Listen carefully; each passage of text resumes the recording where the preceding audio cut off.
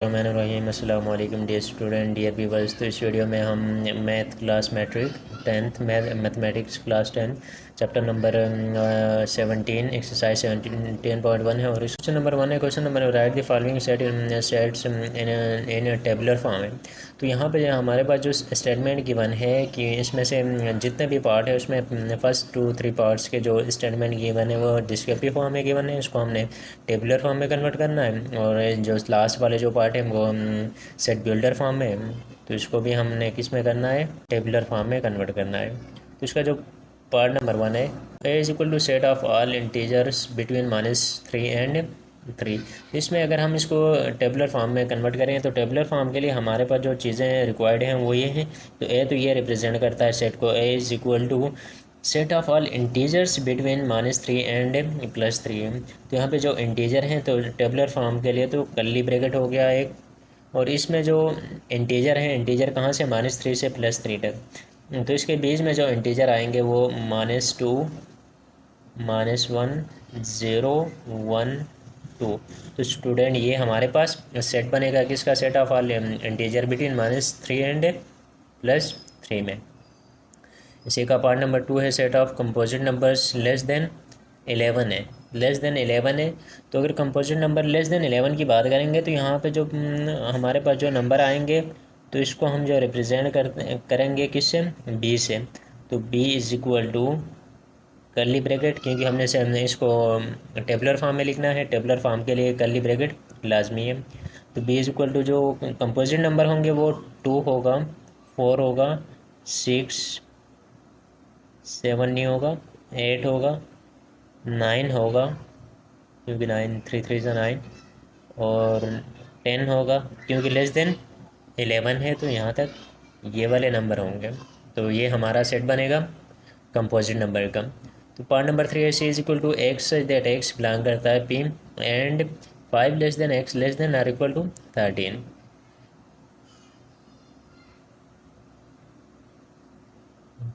तो इसमें अगर हम देखेंगे तो जो C is equal to C, जो हमारे पास रिप्रेजेंटेशन सेट है या रिप्रेजेंटेशन है, तो सी इज इक्वल टू क्या होगा, एक्स दैट एक्स बिलोंग करता P and 5 less than X less than or equal to 13 है।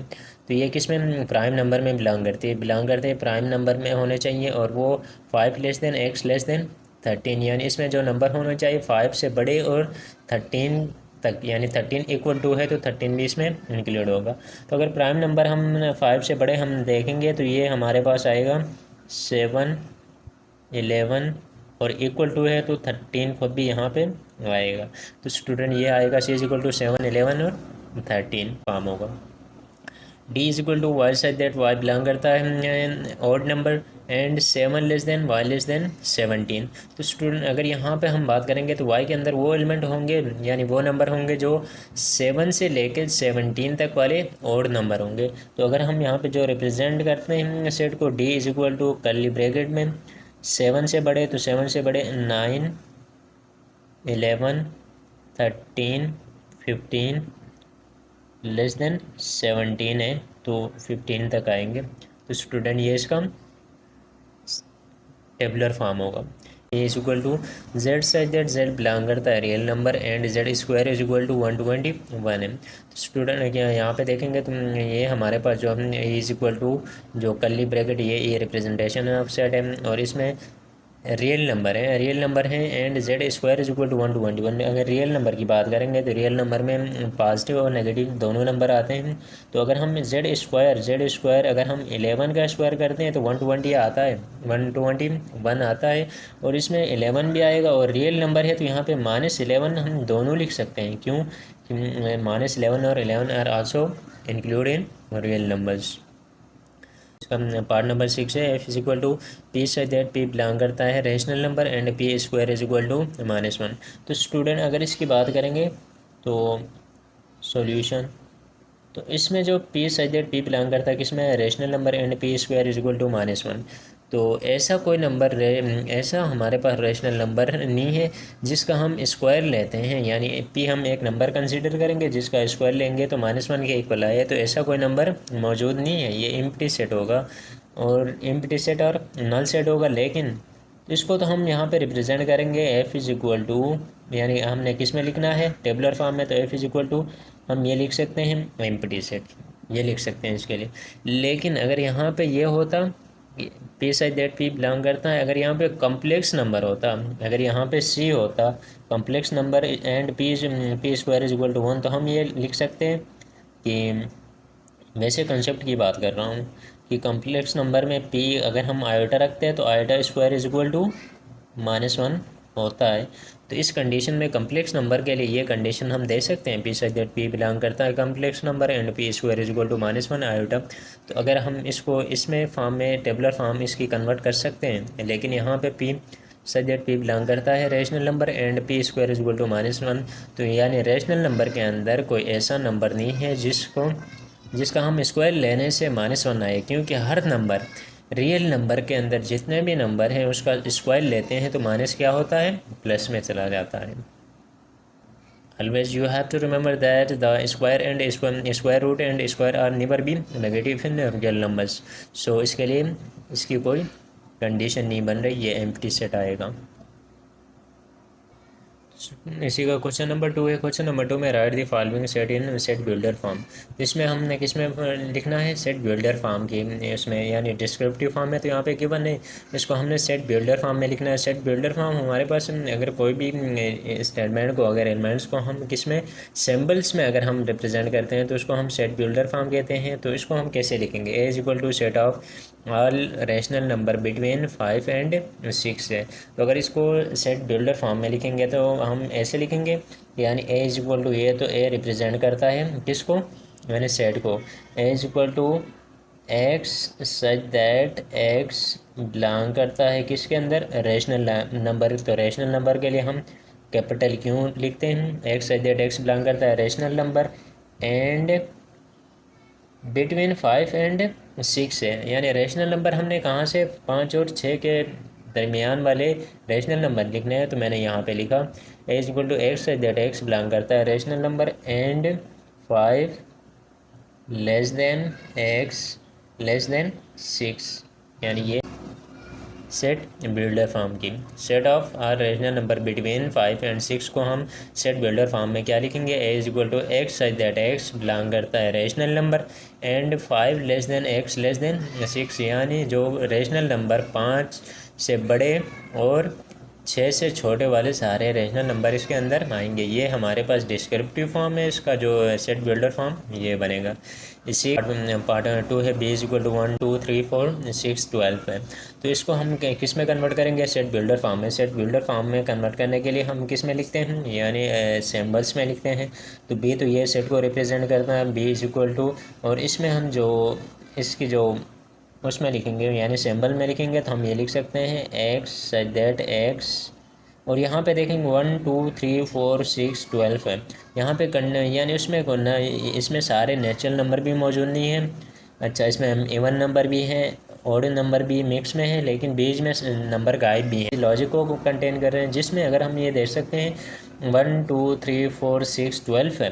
तो अगर ये वाले जो नंबर हैं वो क्या हैं, इसको हम कह सकते हैं पॉजिटिव डिवीज़र ऑफ 12, यानी ये सारे नंबर ना इसके 12 के डिवाइज़र हैं। 6 2 ज़ा 12, 4 3 ज़ा 12, 3 4 ज़ा 12, 2 6 ज़ा 12, 12 1 ज़ा 12।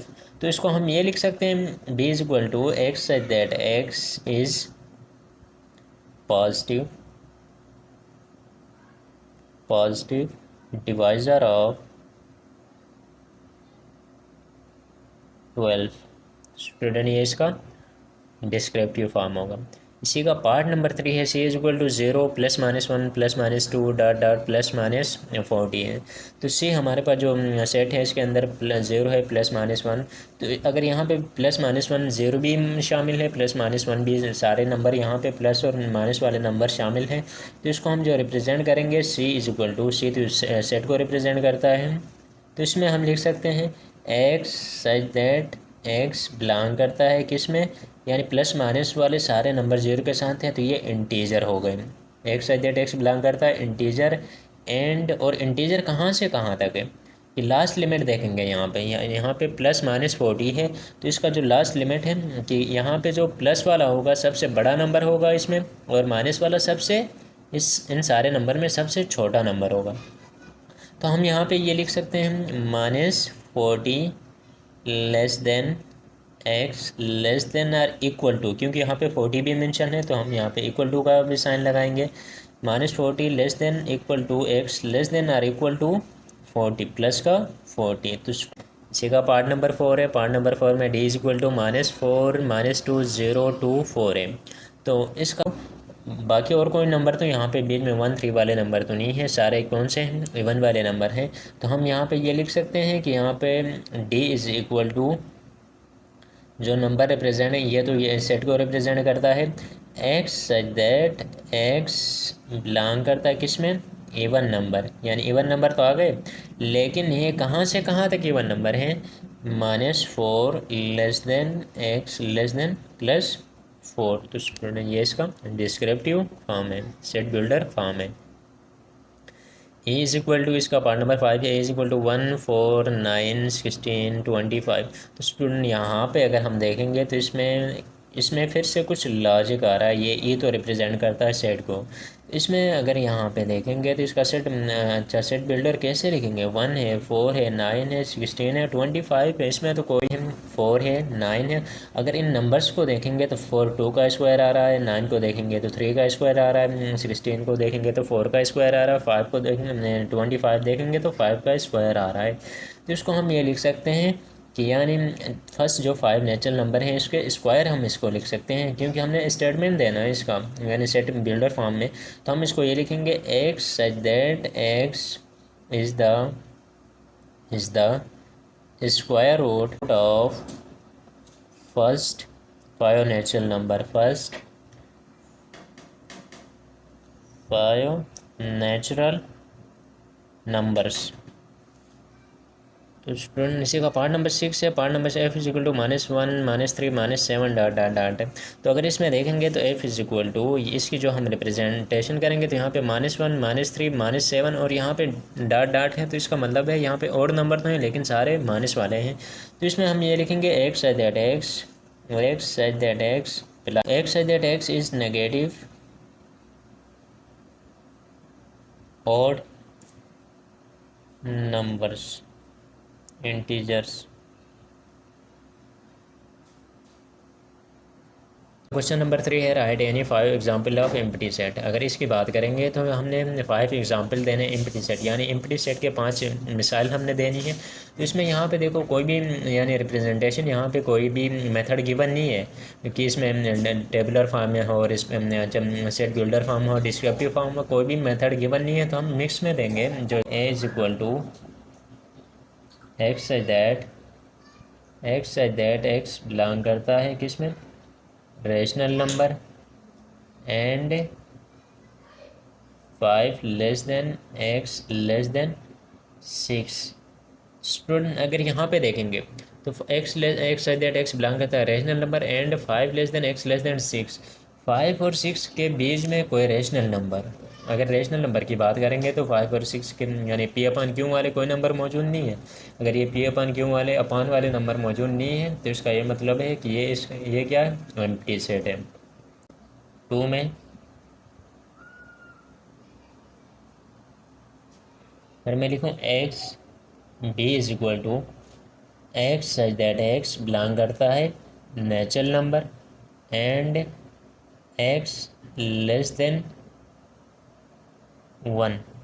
तो अगर यहाँ पे हम बात करेंगे कि X such that X belong करता है natural number and x less than 1, तो x के अंदर वो एलिमेंट आना चाहिए जो किसमें 1 से छोटा हो, और x किस में बिलोंग करता है, नेचुरल नंबर में बिलोंग करता है।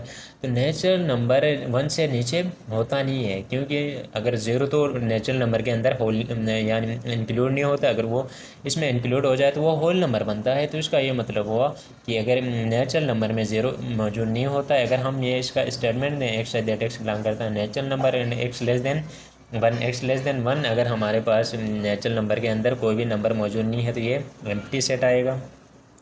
इसी तरह इसका थर्ड में अगर हम कहें तो C is equal to set of boys in girls girls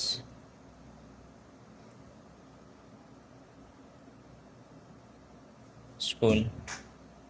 तो स्टूडेंट अगर मैं यहाँ पे देखो, ये हमने किस में यानी एक डिस्क्रिप्टिव फॉर्म में हमने लिखा कि C is equal to set of boys in girls school. तो अगर यहाँ पे देखेंगे तो जो set of boys in girls school, क्योंकि गर्ल स्कूल में कोई भी बॉयज़ एलाउ नहीं होते हैं, तो ये हमारा क्या होगा, एम्प्टी सेट होगा। इसी तरह इसका जो फोर है, फोर्थ एग्जाम्पल है D is equal to set of women, जो वोमन प्रेसिडेंट ऑफ